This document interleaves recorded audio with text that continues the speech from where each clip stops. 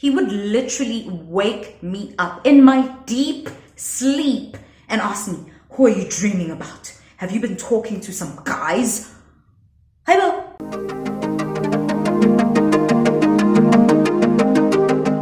On the 10th of August, a star, a king, a force to be reckoned with, and my absolute favorite human being to ever grace this earth with their presence was born. That would be me, of course. What's happening, baby? Now, if you know me, you know how important birthdays are to me. It's highly unlikely that I'd ever forget anyone's birthday unless I feel like the energy I give to you isn't reciprocated, then pfft. And if you're super close to me, then you know that my birthday is the most important day of the year. So it goes without saying that it must be celebrated. So on the 10th of August, 2017 in particular, my commune mates and I decided, let's go celebrate my birthday at a really dope club in Pretoria called Blue Room. When a Monday, when a Friday, when a Sunday, yafana, Blue Room stayed lit, and everybody knew that there was never a dull moment there. The buckest Blue Room nights, though, had to be Wednesday nights. They had like different kinds of specials, and for some reason, people from different parts of the country would just flock there, and it would be crazy. You know what that means? Blessers, blessees, intriguing people from all walks of life. The works, it got wild. I'm talking litty. But that year, my birthday was on a Thursday, and a really dope South African rapper, Questa, was celebrating his birthday on the 11th of August. So he was performing until after midnight. So you can imagine how packed it was. I get sijukuze, sifukuze, sibenuze, sisantuze, yonke into nje ongayicabanga, kumnandi. Next thing you know, two random guys rock up at our table. No stress, the more the merrier, you know? So we welcome them with open arms. They introduced themselves as Ghost and Tommy. How we didn't question that from the get-go still bothers me to this very day. But so we really didn't care about anything at that moment. This Ghost character is really feeling your girl. Like, he's all over me, showing a lot of interest, paying a lot of attention to me. And I'm single, so I wouldn't be disrespecting anyone by reciprocating that energy. So, and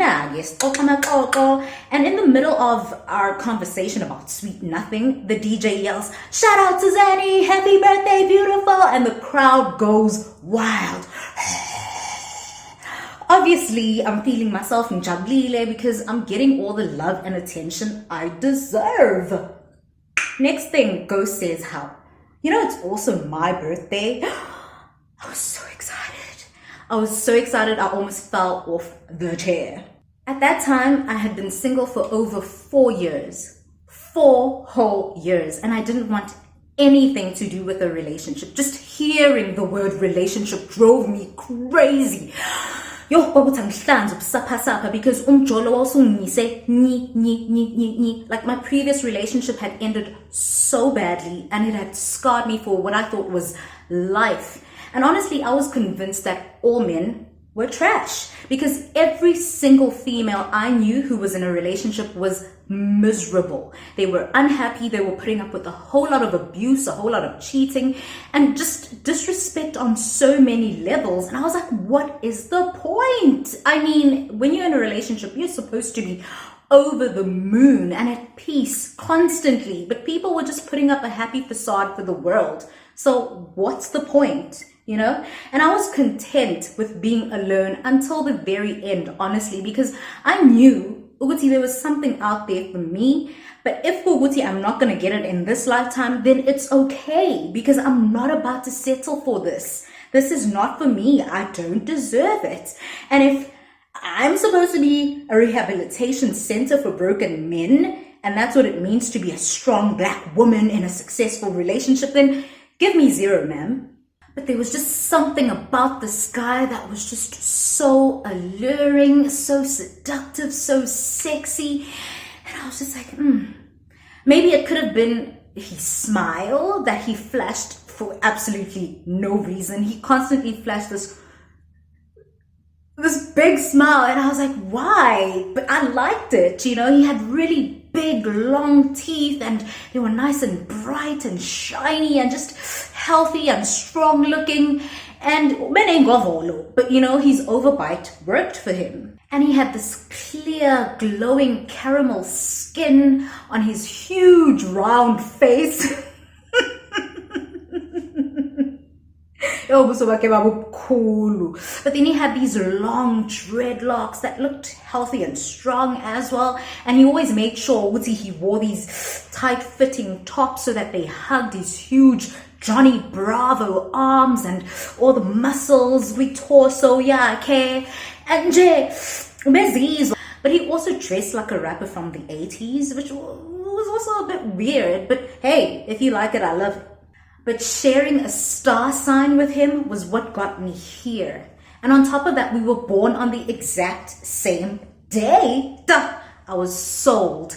I felt like the stars were aligning, and it was probably time for me to take a dip in the dating pool again. And the night ended on a really positive note. Ghost and Tommy dropped us home safely, and my female housemaid made sure that everything of mine stayed intact because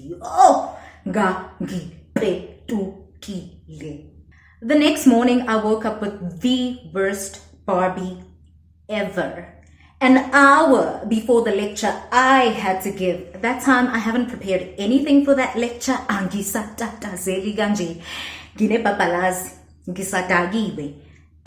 angiko right, so I'm trying to put things together, and akuhlangani, I smell like a brewery, ngisenjeni nje, kodwa ke mawuyinjwinja fethu ngisho ngathiwa ijampe kangakanani ikhona into ezohlangana. And of course I managed to wing that lecture, and everything went according to plan.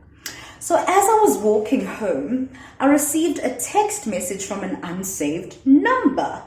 And it read, "Looking beautiful." And I was like, okay, thanks. I don't know you though, so I ignore it. And just as I get to my gate, that very same number calls, and guess who it was?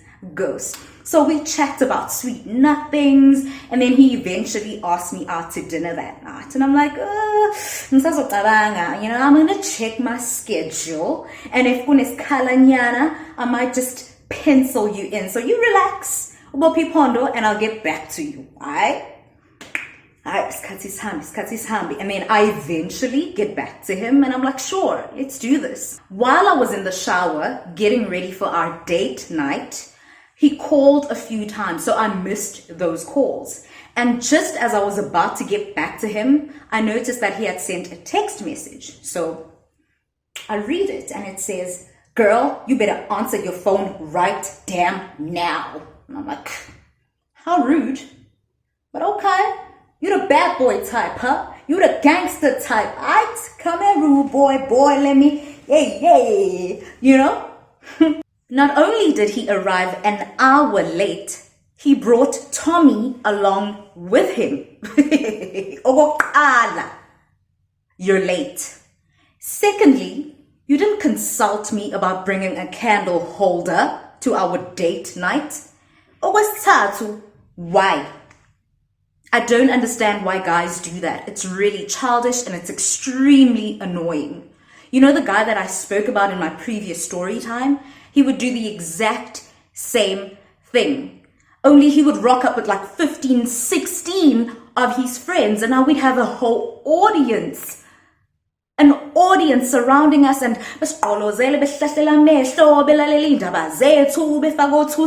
and just being creepy. And those very same friends would hit on me behind his back. So I just never understood that whole movement. Bolova. Anywho, he scooped me up in his Jeep, and we enjoyed dinner at a Chinese restaurant. Cheapskate. And that third wheel / candle holder Tommy guy was harassing the waitress the entire time. And instead of Ghost setting him straight, He was egging him on. It was just so uncomfortable. Pure torture, I tell you. Finally, when dinner was done and dusted, they dropped me off and he gave me a young peck on the cheek goodnight. Soon as he got home, he hit me up and he was like, oh my goodness, I had a great time. Can't wait to do it again. And I'm actually super surprised that I kissed you. And I'm like, you're surprised that you kissed me? Why? You're a grown man, I'm a grown woman. It's inindo. And he was like, no, because I'm Muslim. It's super haram in my culture/religion. We don't touch, we don't kiss, we don't even get intimate with our partners until we get married. I was like, this body thinks I'm a Popeye. But yeah, I guess he's trying to make me feel extra special, so I'm gonna let him have it. We stay in constant communication. We go on several dates. He takes me out. I take him out. So we're visiting each other frequently. Sesiyajola, full-on relationship, man. 5 months into our relationship, we decide to get engaged. Now, obviously, there weren't any lobola negotiations that took place. We went about it the rock star way. Sathembisana ngemlomo, sanigana indandatho zalakiphakethe kwamnandi. But right after that, it's like a dark cloud kept following me. Like uNkulunkulu was saying, wenzani? Ne? My commune got broken into 3 times in a row. So manje seku creepy. I'm scared. I can't eat, I can't sleep, I can't focus in class. I'm struggling to even finish my dissertation. So he decides to frequent my commune and he sleeps over a lot more often in order to provide a sense of safety and security. And don't get me wrong, I truly appreciated the gesture, but I really didn't appreciate how much of a distraction he became. I finally managed to complete and submit my dissertation. So he suggests that I move in with him while looking for a new place. Ooh, I was super skeptical about that because in my culture, that's considered ukipita and it's very taboo. But I had absolutely nowhere else to go and I wasn't about to renew my lease in that hellhole. So I went back and forth about the idea in my mind and I was like, oh, I'm so uncomfortable with this. But then, and as extroverted as I am also quite a loner. I need to have my own space. I enjoy my own company and spending quality time with myself is mandatory. So but also I didn't want to ruin a good thing by constantly being in each other's faces. So I considered staying home while figuring out my next move. But that would mean being in Durban while having my partner stay in Pretoria. And honestly, when it comes to long distance relationships, mark me absent. But then my sister was like, Yazin, do this. Yes, I know you're independent. Yes, I know you like spending quality time with yourself, but this is very important as it'll grant you an opportunity to get to know the real him. And I will forever be grateful for that advice because guys, wow, people are brilliant actors when they only get to spend a certain amount of time with you. But Ibanabo 24/7, they will show you their bums. And I remember how things drastically changed the moment I moved all my stuff to his place. He started treating me like I was his property. As per norm, I went home for the December holidays, to spend quality time with my family and friends. Also, my partner and I had already spent so much time together. And personally, I like missing my partner. Just it adds that thing, man. But when I tell you, Uguti, every single time we argued, he would threaten to throw all my stuff out and burn it to ashes. I said, oh, mabafere, yalazuhlanya. But I thought, how bandla, he must be really missing me, and this is probably just a cry for attention. So I sacrificed spending Christmas and New Year's Eve with my family, and I decided to go back to Pretoria way sooner than I had planned to, just so I could nurse his fragile little male ego. And boy, oh boy, that guy was so weird. Like, he would do and say the craziest, most outrageous things and then excuse his ratchet and disgusting behavior by saying, this is how we do things in my country. No, that's haram in my religion. This is what I believe, and this is what we do in the Muslim culture / religion. And I was just like, what in the world? And he'd be like, don't question me. Don't oppose me. You're a woman. Act as such. Hey, bo. This one time, he set a picture of him and his female bestie as his Facebook profile picture for the whole world to see. Yo, my blood was seething. I confronted him about it and he was like, this is normal in my country. I mean, South African women are just so insecure. What is wrong with you? And I was like, oh, okay, you want to play games with me? Let me do the same then. And he was like, what the hell? What is wrong with you? How dare you disrespect me like that? I'm a man. Treat me as such. Hey, bo. Yeah, man, I'm some guy, no. And every time I'd get ready for work, he would stare at me and then ask me, are you really going to work? Or are you actually going elsewhere to meet up with some other guy? And he just wanted me all to himself all the time. And initially I thought, no, this is so cute. This guy is so into me. He's all about me. He's all for me. You know? Because even when we'd go out clubbing together, he didn't even want any guy to look in my direction. Every time someone walked past me or greeted me or even just breathed in my direction, he'd be like, bucking up and ready to pounce, yeah, well.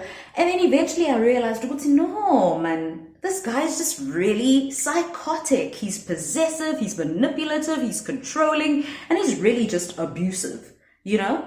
And I mean, he didn't like any of my friends. Yes, I do admit that I did have dodgy, shady friends who I eventually cut off.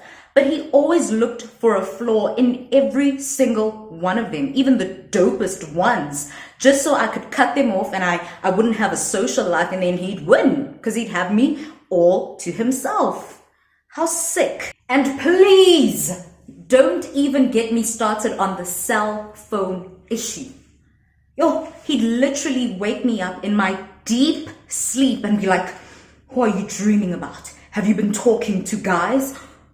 He didn't want me to talk to any male, except for my dad and my one brother who he knew. Every other brother of mine was non-existent according to him. Ang pati go cousin, he didn't believe in male cousins. That time, he had female besties and cousins for days.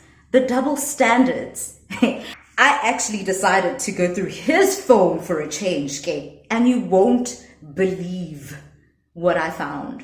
This one night, we were really struggling to fall asleep. So he said, let's just watch a movie on my phone and I'm sure we'll eventually pass out. He passed out all right, and something deep in my soul said, girl, you better go through that phone right now. Now, you know, idlozi, combined with the female intuition, that's a fire combo and it will never lead you astray. So, I did so. Went straight to WhatsApp. Begging. Nothing. Schoon. And I was like, wow, impressive. Kantia deletes hinja. And I was like, okay. Something tells me to punch in the letter A. Punch in the letter A. Messages galore. To and from different women. He's busy telling them, leave your bummy broke boyfriend and get with the real man like me. What? A real man? Wena? First of all, imina indoda numvazi like haya. I paid for every single bill in that household, from rent to electricity to water, Wi-Fi, DSTV, groceries, petrol, date nights, airtime, the works. Hell, I even paid for his therapy sessions because I really wanted him to heal from his childhood traumas. I wanted him to work on his anger issues, and I just really wanted him to be a better human being. And obviously I wanted to see if there was any progress. So I'd ask him to record his sessions, and he'd always come up with an excuse. He'd be like, no, we're not allowed to do that. I always have to switch my phone off just before a session because I don't want any distractions. And this was something that my therapist or my psychologist told me to do, so I have to abide by the rules and regulations. And I'd be like, okay. But then his behavior didn't change. Nothing got better. In fact, everything just went downhill. His behavior deteriorated. And I was like, I'm going to stop paying for these sessions until ngibona evidence, ngibona solid proof yokuthi you're actually attending. And in behavior ishintsha. What is this? You know what he did?